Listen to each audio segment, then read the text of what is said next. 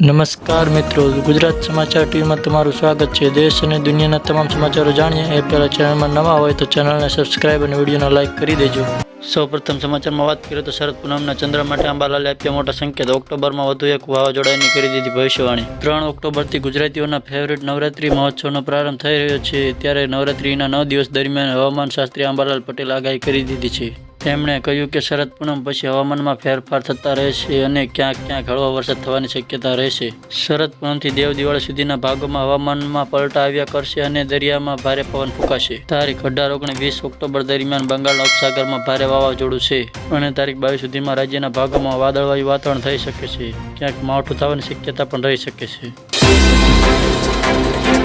તો સમાચારમાં આગળ જાણીએ તો કરોડો યુવાનો માટે આશાનું કિરણ। મોદી સરકાર દર મહિને આપશે 5,000 રૂપિયા। નવી યોજનાની તૈયારી। કેન્દ્ર સરકાર યુવાનો માટે એક નવી યોજના શરૂ કરવા જઈ રહી છે, જે યુવાનોને નોકરી મેળવવામાં મદદ કરશે।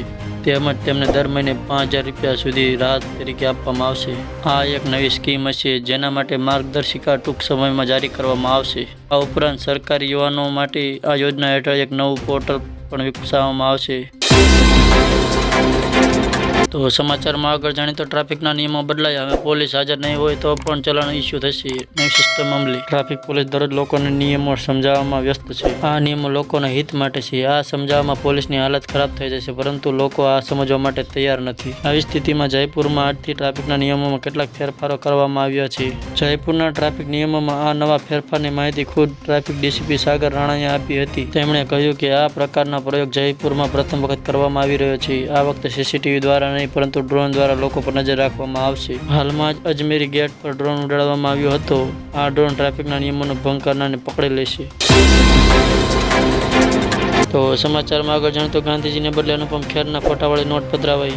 અમદાવાદમાં એક જ્વેલરને 1.30 કરોડની નકલી નોટો પધરાવીને 2100 ગ્રામ સોનું લઈને ફરાર થઈ ગયેલા ગઠિયાઓ સામે પોલીસ ફરિયાદ નોંધાઈ હતી, જેમાં મહાત્મા ગાંધીજીના ફોટાને બદલે અનુપમ ખેરના ફોટાવાળી 1.30 કરોડની નોટો પકડાઈ હતી। આ બનાવની વિગત એવી છે કે અમદાવાદના નવરંગપુરા વિસ્તારમાં કરોડો રૂપિયાનું સોનું ખરીદવા માટે એક આંગળીયા પેઢી ઊભી કરવામાં આવી હતી। તો સમાચારમાં આગળ જાણીએ તો સુનિતા વિલિયમ્સને લેવા પહોંચ્યો સ્પેસએક્સ ડ્રેગન। અવકાશયાત્રીઓમાં ખુશીઓનો માહોલ। અવકાશયાત્રી સુનિતા વિલિયમ્સ અને તેમના સાથીદાર બુચ વિલ્મોર ઘણા સમયથી અવકાશમાં અટવાયેલા છે। હવે તેમને પૃથ્વી પર પાછા લાવવા માટે નાસા અને સ્પેસએક્સ ક્રૂ 9 મિશન શરૂ કરવામાં આવ્યું છે।